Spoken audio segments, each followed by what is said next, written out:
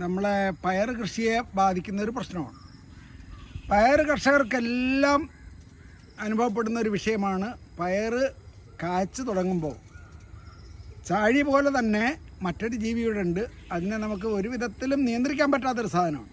അതാണ് പച്ചക്കിളി അല്ലെങ്കിൽ പച്ചത്തത്ത എന്ന് പറയുന്ന സാധനം. ഈ തത്ത പറന്ന് വന്നിട്ട് കൂട്ടത്തോടെ വന്ന് കൊത്തിയെടുത്ത് അവർ കൊണ്ടുപോവുകയും ഇവിടെ വെച്ച് തന്നെ കൊത്തി നശിപ്പിക്കുകയും ചെയ്യും. നല്ലൊരു ശതമാനം ഇങ്ങനെ പച്ചത്തത്ത കൊണ്ടുപോകാറുണ്ട്.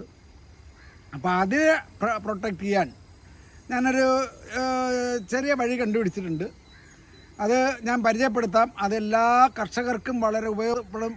ഈ പച്ചത്തത്ത വന്ന് പയർ നശിപ്പിക്കുന്നതിനെ തടയാൻ നമുക്കതിനെ ഒന്നും ചെയ്യാൻ കഴിയില്ല. കാരണം അത് വരും, അത് നമ്മളെ ധാന്യങ്ങൾ, നമ്മളെ പടവലങ്ങ കൊത്തും, അതുപോലെ തന്നെ കൊത്തിപ്പറിച്ച് കളയും, പിന്നീട് പയറിനെ കൊത്തി എടുത്ത് നശിപ്പിക്കും.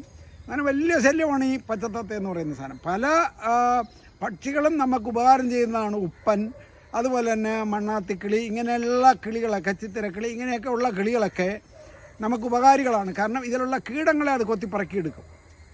പക്ഷേ തത്ത നമ്മളെ ഉപദ്രവിക്കുന്നൊരു ജീവിയാണ്. അതിനെ നമുക്ക് ഒരു രീതിയിലും അതിന് വിഷം കൊടുത്തൊന്നും കൊല്ലാൻ പറ്റില്ല, വിഷം സ്പ്രേ ചെയ്യാനൊക്കില്ല, ഒന്നും ചെയ്യാൻ പറ്റില്ല. അത് വന്നും അവരെ കാര്യം സാധിക്കും, പോകും.